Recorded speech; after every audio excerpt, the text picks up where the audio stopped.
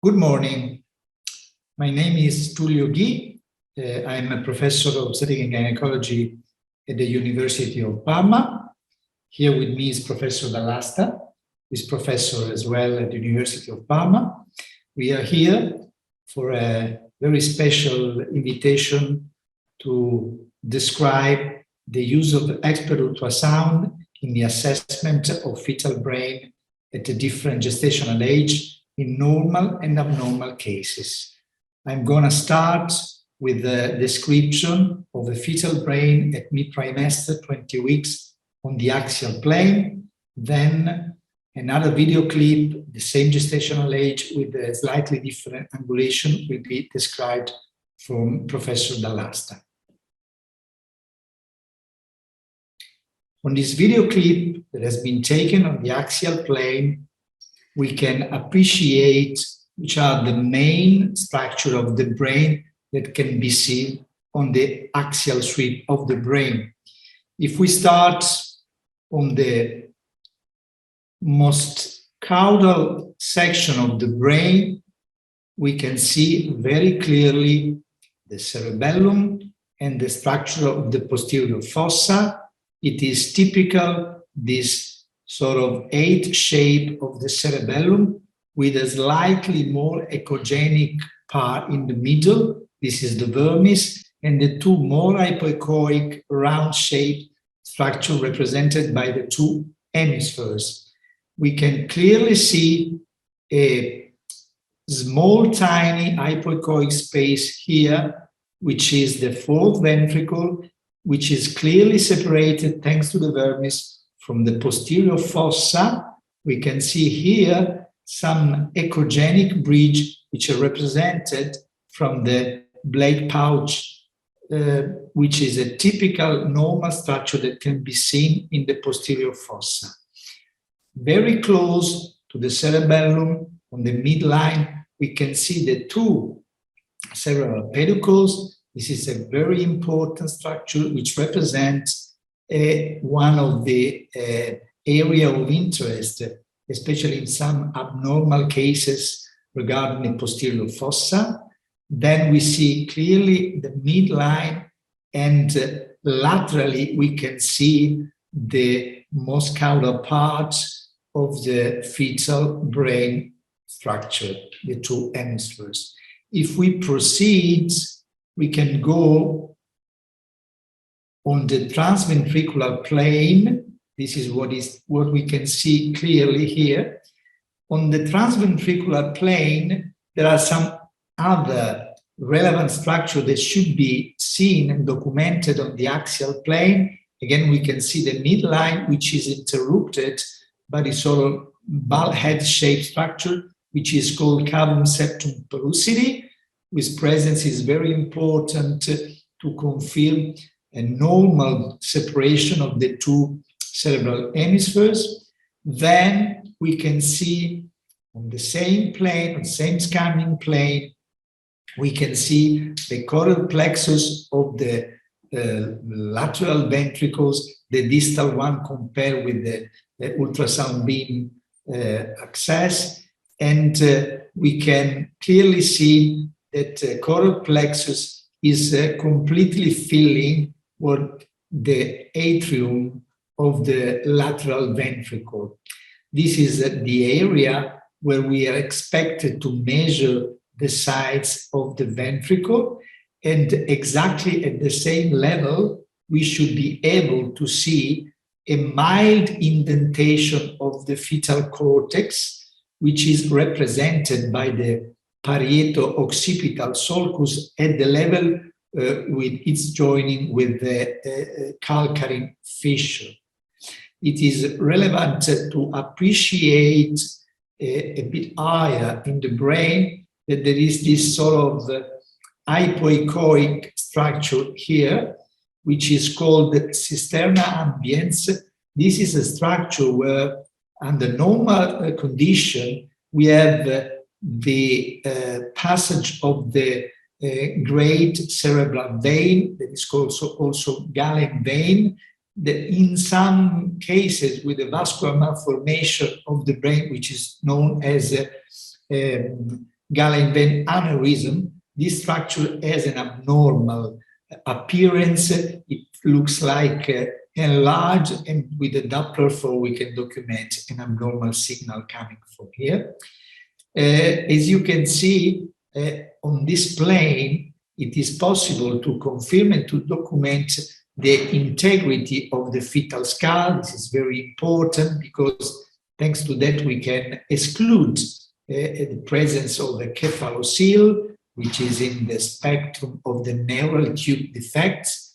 And it is quite clear that the proximal hemisphere with this insonation cannot be clearly seen due to the shadowing coming from the parietal bone of the fetal skull, which is insonated by the ultrasound beam. That's the reason why we will show afterwards, Professor Dall'Asta will show that we need to assess this part of the brain, a more oblique insonation of the fetal brain. If we proceed on this plane, this is the most cranial part of the brain, then we will see these two triangularly shaped areas that are just below the level of the transventricular plane, and just behind the, we can see clearly the midline, and we can see here a structure that is just below the level of the cavum septum pellucidi. These are the two fornices. There are two structures that are among the commissural structure of the brain, which connects the two hemispheres. These two triangular shapes are the two thalami of the brain. So we are now in the region of the basal ganglia, and this is the transthalamic plane, which is one of the three planes of the brain that is mandatory to be obtained and assessed at fetal brain scanning, together with the transcerebellar plane, the first that I showed, and the transventricular plane, which is a bit higher, that I showed just before this. Just proceeding, again, we move downward, tilting the probe on the structure of the posterior fossa of the brain.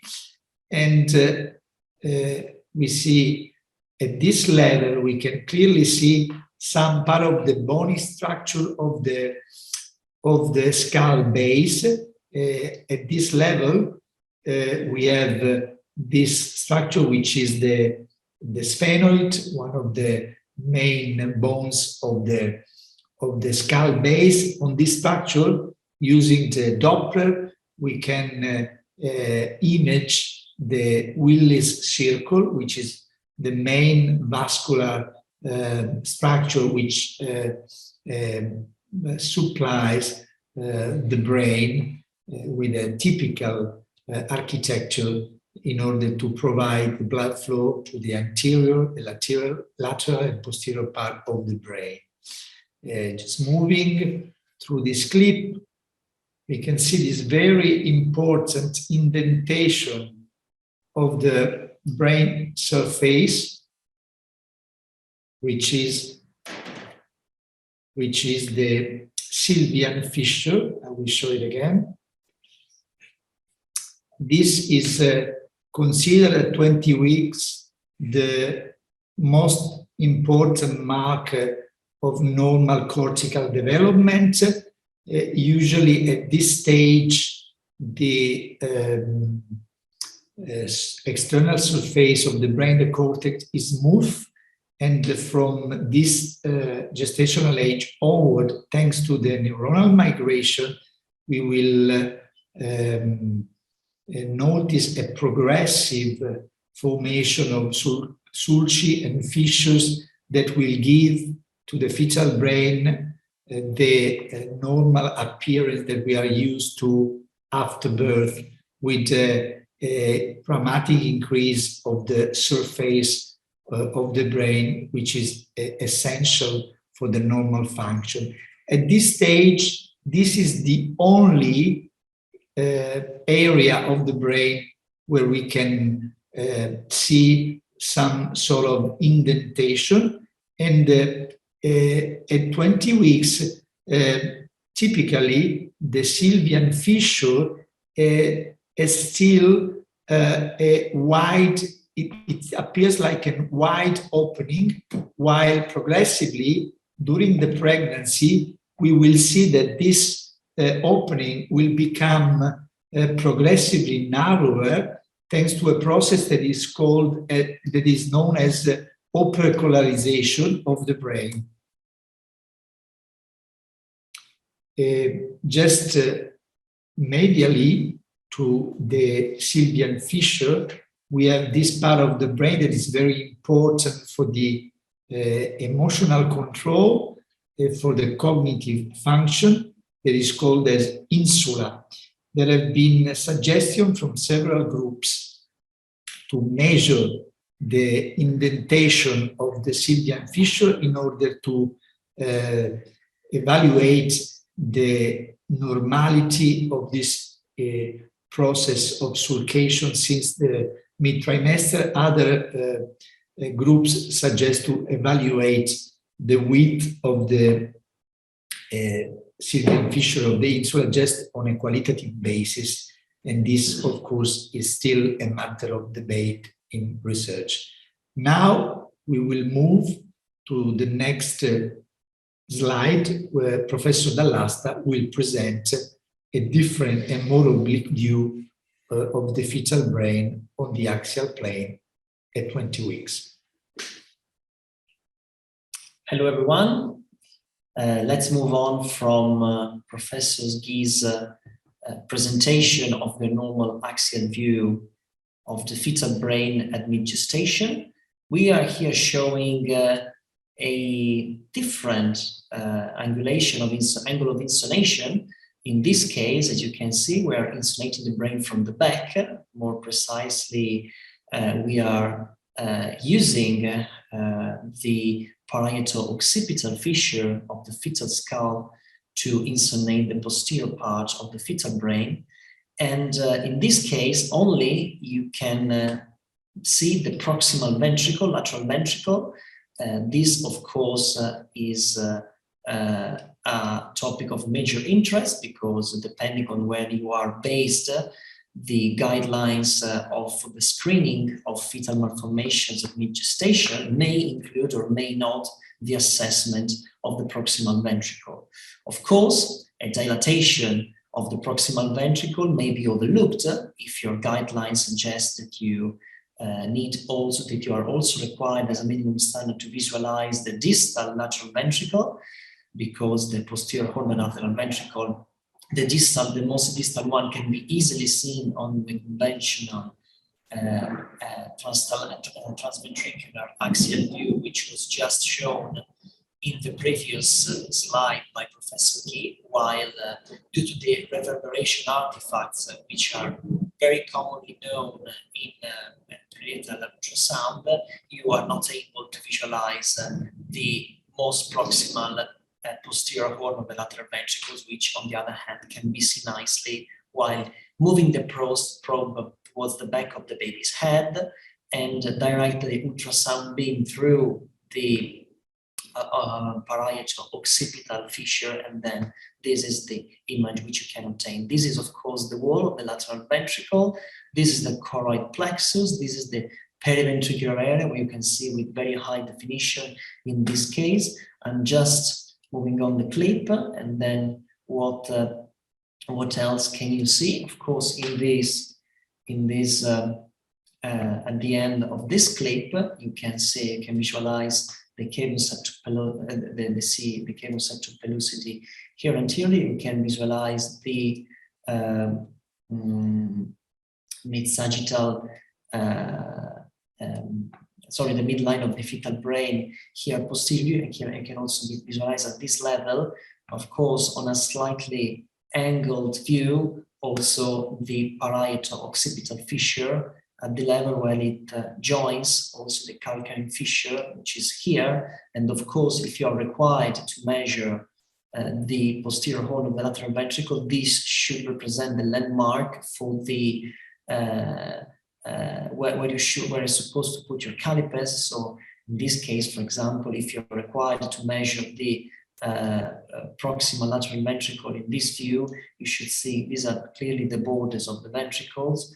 This is your landmark. This is the longest axis of the posterior horn and lateral ventricle, and therefore, on this basis, your calipers should be placed here and here into it, and this is the correct technique for the measurement of the posterior horn of the lateral ventricle. I'm handing over again to Professor Guy for the discussion of the coronal views of the fetal brain at mid-gestation. Yeah, this is a very nice view of the fetal brain at mid-gestation on the coronal plane. I will concentrate my attention, and I will focus my description on the most anterior part of the of this scanning view, and I will describe what we can see very clearly thanks to a very well obtained coronal plane.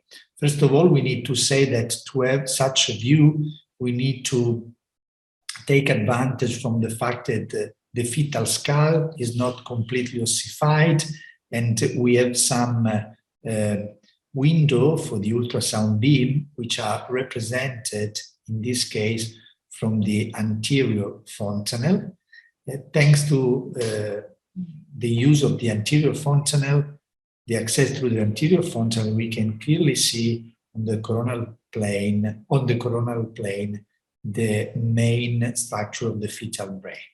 On this view, we can start from the description of what is called the anterior complex. The anterior complex is formed by different structures. We have the cavum septum pellucidi, and we have this, which is this sort of black square box in the middle of the brain, just below the interhemispheric fissure.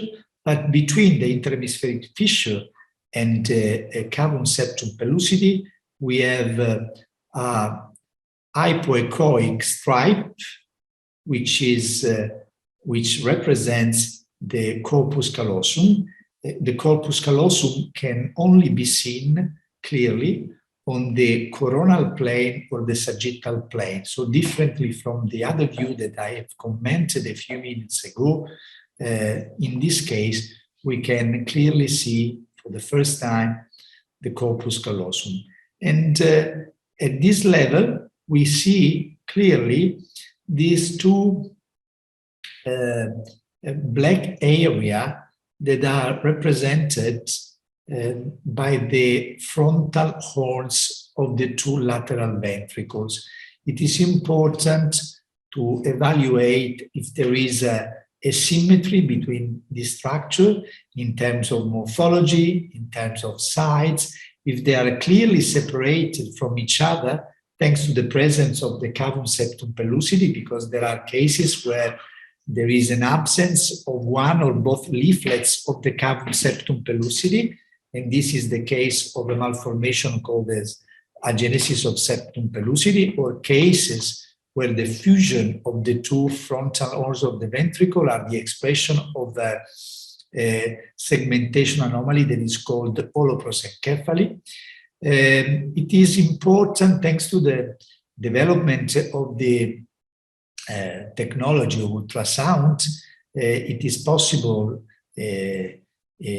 now also to evaluate some area of the brain that were actually not clearly visible in the past. It is important on this view to evaluate the floor of the frontal lobes of the ventricle, which is called the ganglionic eminence. This is one of the area where the neurons start tangentially their migration from the inner part of the brain, from the gray part, through the white zone and to reach the external surface, the cortex. So any abnormal appearance of this hypoechoic area, which is the floor of the frontal horns, should be seen as a possible starting point of a migrational disorder. And especially the enlargement or cavitation of this ganglionic eminence has received interest in the last few years. It is important also at this level to appreciate, thanks to the high quality of this image, the different echo structure of the brain parenchyma.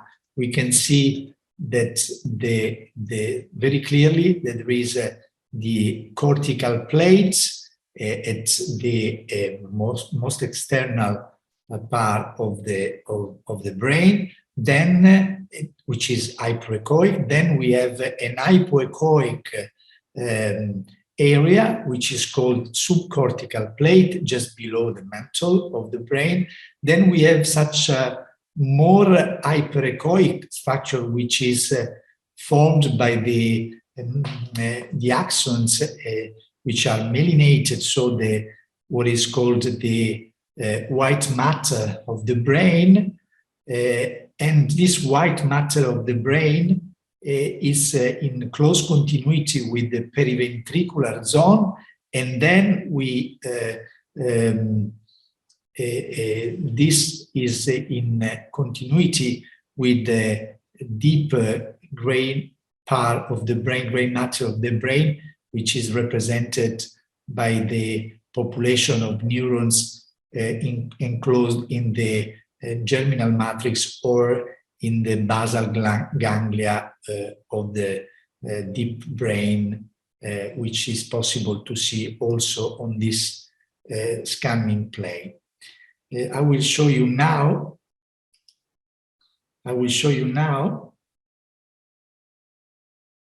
some of the structure that we can see also on this plane. We can see very clearly on the external part of the brain the two Sylvian fissures. We have seen one of those on the axial plane, and again you can see this very wide opening at 20 weeks of the Sylvian fissure, with the insula just medially to the Sylvian fissure. This area that is very close to the midline of the brain is represented by the basal ganglia of the brain. The basal ganglia are represented by the thalami, and we have also the nucleo caudatus, and more externally we have the putamen, the lenticular nucleo, and the globus pallidum. This area of white matter between the caudatus and the putamen is called the internal capsule of the brain. At this level, we can see this sort of hypoechoic structure that is in the middle of the brain. It is laying on the sella turcica of the sphenoid bone, and is the optic chiasm whose measurements, just a second, okay, the measurement of the optic chiasm has been described as reported as important, especially in those cases where we want to exclude an hypoplasia of the optic nerves and optic tracts, like in those cases where we suspect a septo-optic dysplasia. Using the color Doppler, it is possible to see the two cavernous sinus of the carotid artery, which are running laterally aside this structure of the brain. I will now leave the word to Professor Dall'Asta, who will describe the more posterior part of the brain on the coronal plane. So now we move on with the coronal views of the normal fetal brain at mid-gestation.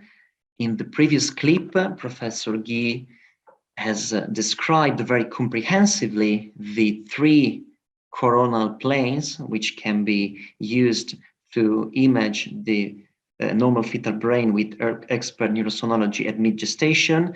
Of note, these three coronal planes, which are the transfrontal, transcaudate, and the transthalamic planes, can be obtained all through the anterior fontanelle. In this clip, I'm going to show you the very last coronal plane, which is described for the expert assessment of the fetal brain at mid-gestation. You can see nicely in this clip, which has been obtained through transvaginal ultrasound. You can see this is a transcerebellar view of a normal fetal brain at mid-gestation. This is the only scanning plane which can be obtained through the posterior fontanelle. Of course, in terms of coronal planes. And in this clip, you can see all the normal structures which can be imaged through this scanning plane in a normal fetus. So I'm going to stop quickly the video, and I'm going to show you the structures which can be imaged on this plane. First of all, of course, the cerebellum. You can see here nicely the cerebellum. This is the cerebellar shape on the coronal plane. You can see that the whole cerebellum is composed of the two hemispheres, which appear one on this side and another one on this other side. This is less echoic compared to the central structure of the normal cerebellum, which is hyperechoic and is here represented by the cerebellar vermis. Moving on with the normal structures of the fetal brain on the transcerebellar coronal view at mid-gestation, you can see nicely here the posterior horns of the lateral ventricles, one on this side and again one on the other side here. This looks symmetrical in the clip. You can nicely see that are symmetrical under normal circumstances. They contain the choroid plexuses inside them. You can see nicely here, this is one choroid plexus here and here again. And again, moving on with describing the normal structures at this gestation, there is also one of the cerebral fissures which are normal present at 20 weeks, which is the calcarine fissure, which can be seen here and here contralaterally. Under normal circumstances, again, the calcarine fissure is bilaterally present and symmetrical, and is, of course, is a landmark of normal brain development at mid-gestation. What else can you see on this scanning plane at mid-gestation? You can see, for example, let's start playing again the clip. You can see here the subarachnoid, the arachnoid space, which surrounds the cerebral hemispheres. These are basically the pericerebral spaces, and here you can nicely see also, I'm going to stop the clip and go to this frame, focus on this frame. You can see nicely a coronal appearance of the superior sagittal sinus. We will be showing in the last part of this presentation how you can image the cerebral sinuses, dural sinuses at mid-gestation, and which can be their clinical implications for fetal medicine specialists. So I'm handovering Professor Guy for the final part of this presentation, which will be on the sagittal planes of the normal fetal brain. Okay, this is a sagittal view of the fetal brain at 20 weeks. This view is one of the most informative regarding the structure of the brain, and it can be obtained aligning the ultrasound beam on the sagittal suture of the brain, which represent an optimal window to assess the median structure of the brain and also the parasagittal one.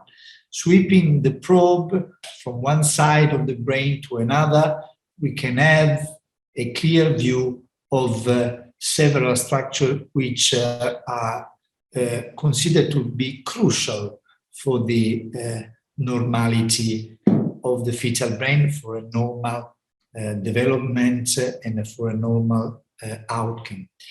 On the mid-sagittal view or median view, we can see the entire structure of the corpus callosum, which has this sort of comma-shaped morphology. We can see all the typical parts of the corpus callosum that should be recognized: the rostrum, the genu, and the body, and the splenium. Under normal circumstances, this hypoechoic structure for a normally formed corpus callosum should terminate just above the lamina quadrigemina of the brainstem of the mesencephalon, and this is exactly what can be seen on this view. Just below the corpus callosum, we have the teardrop-shaped structure, which is represented by the cavum septum pellucidi. The floor of this structure is constituted by the fornix, which are the other commissural structure of the brain. At this level, we have the median structure that are considered to be critical in the control of the automatic and vital function of the fetus.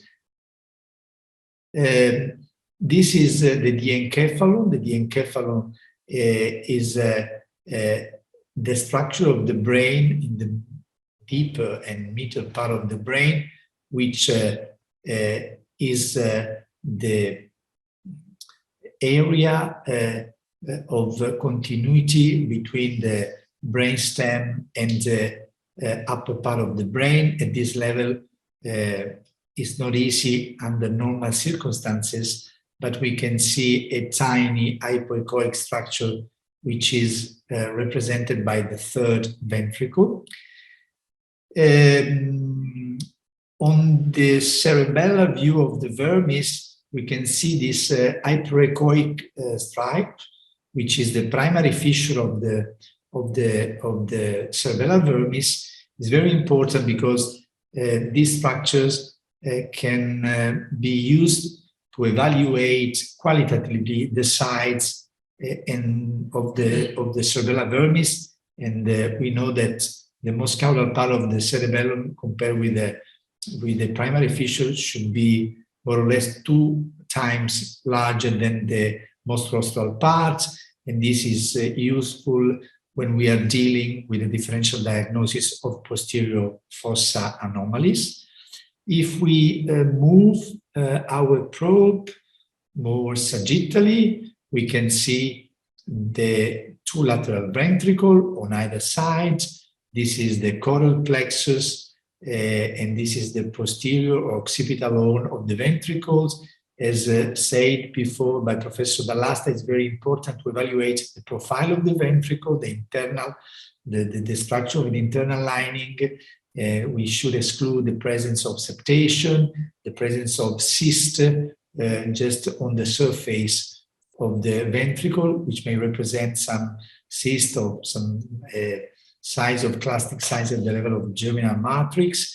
We can see the echo structure of the periventricular zone of the white matter that can be affected in case of hypoxic ischemic injury of the brain. Just moving parasagittally, we can also see again the part of the hippocampal sulcus, which has been described before by Professor Dall'Asta on the coronal plane. Again, we move on the sagittal view, And in this view, we can see clearly the fourth ventricle, which is separated from the posterior fossa. Very clear the lamina quadrigemina, the diencephalon, the pons, and the medulla oblongata of the brain. On the external parts, between the skull and the cortical mantle, we can see this black space, which is the subarachnoid space, whose amount is normal. In this case of a normal fetus is 20 weeks. Again, this is the lateral ventricle on the other side, and part of the hippocampal sulcus. This is a nice view of a part of the coronal suture of the fetal skull, which allows the access of the ultrasound beam between the two bony part of the skull. And now we will finish this presentation with a nice description of the sagittal view of the fetal brain at 20 weeks using a special type of Doppler flow imaging, which is sensible to the slow velocity flow. Thank you. Professor Dall'Asta will describe this last view. Okay, so we further move on. You've seen a very comprehensive and detailed description of the sagittal and parasagittal views of the normal fetal brain at mid-gestation. In this clip, you can see a normal mid-sagittal view of the fetal brain, where the 2D imaging is associated with recently developed technology, which is highly sensitive for low velocity flows. As you can see, you can clearly understand that this is a normal mid-sagittal view of the fetal brain, because you can nicely see here the corpus callosum here. This is the cavum septopellucidum. You've seen the fornix. These are again the structures described by Professor Guy. This is the lamina quadrigemina of the mesencephalon, cerebellar vermis here. But what is important in this clip, and what I would like you to focus on, is the clear depiction of the vascular structures of the normal fetal brain using this Doppler tool, highly sensitive for low velocity flows. You can nicely see here the precallosal artery with all its branches. This is of course a very nice clip, and you've seen this view, this scanning view, very often also in leaflets, because it's very nice to see also, for example, for advertising meetings or technologies, etc. But what I would like you to focus on is the clear depiction of other structures, and particularly of this structure, which is here. You can nicely see this is the straight sinus. And again, this at the very back of the fetal brain, you've seen it before, a cross-sectional view of this sinus on the transcerebellar coronal view of the fetal brain. This is a sagittal view of the same sinus, which is the superior sagittal sinus. And it has to be borne in mind that the superior sagittal sinus caudally joins the straight sinus in the so-called torcular herophily, which is a structure which lies just above the tentorium cerebelli. And our research group recently described the implication, the potential role of the visualization of the torcular herophily using Doppler techniques, highly sensitive for low velocity flows, and assess in particular the relationship between the position of the torcular herophily with the line drawn through the posterior bony palate, which can be seen here. Under normal circumstances, the torcular herophily lies on or just below the so-called transpalatal line.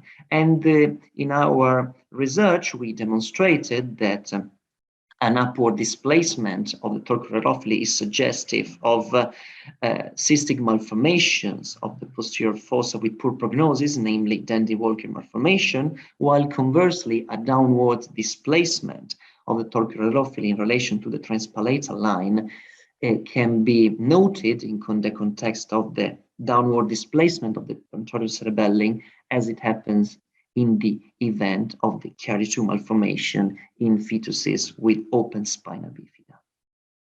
And actually, this is all from us.